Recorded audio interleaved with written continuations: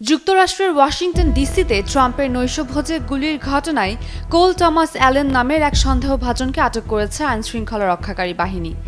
৩১ বছর বয়সী কোল ক্যালিফোর্নিয়ার টরেন্স এলাকার বাসিন্দা এবং পেশায় শিক্ষক বলে জানা গেছে। পুলিশ জানিয়েছে, সন্দেহভাজনের কাছে একটি শটগান, একটি হ্যান্ডগান এবং একাধিক ছুরি পাওয়া গেছে।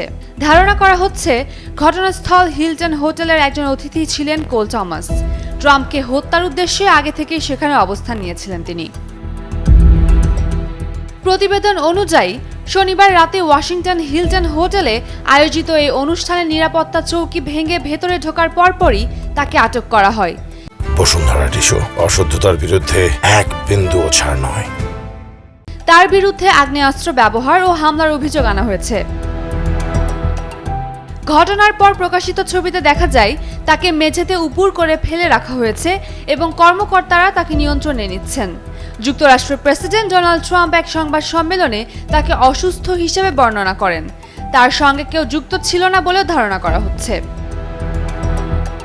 ওয়াশিংটনের ফেডারেল প্রসিকিউটর জিনেন পিরো জানিয়েছেন, অভিযুক্তের বিরুদ্ধে সহিংস অপরাধে আগ্নেয়াস্ত্র ব্যবহারের 2টি এবং ফেডারেল কর্মকর্তার উপর বিপজ্জনক অস্ত্র দিয়ে হামলার একটি অভিযোগ আনা হয়েছে। সোমবার তাকে আদালতে হাজির করা হবে। তদন্তের অগ্রগতির সঙ্গে সঙ্গে আরও অভিযোগ আনা হতে পারে বলেও জানান তিনি। গুলির ঘটনার পরপরই নিরাপত্তা বাহিনী দ্রুত প্রেসিডেন্ট ট্রাম্পকে সরিয়ে নেয়। এ সময় তিনি মঞ্চে ওঠার প্রস্তুতি নিচ্ছিলেন। সরিয়ে নেয়ার সময় তিনি হোঁচট খেলেও দ্রুত তাকে নিরাপদে নেওয়া হয়। এদিকে এই ধরনের সন্ত্রাসের কাছে নতি স্বীকার করবেন না জানিয়ে স্থগিত হওয়া অনুষ্ঠানটি 30 দিনের মধ্যে পুনরায় আয়োজন করার ঘোষণা দিয়েছেন মার্কিন প্রেসিডেন্ট। উমের রুম্মান ক্রান্তি, ডেইলি সান।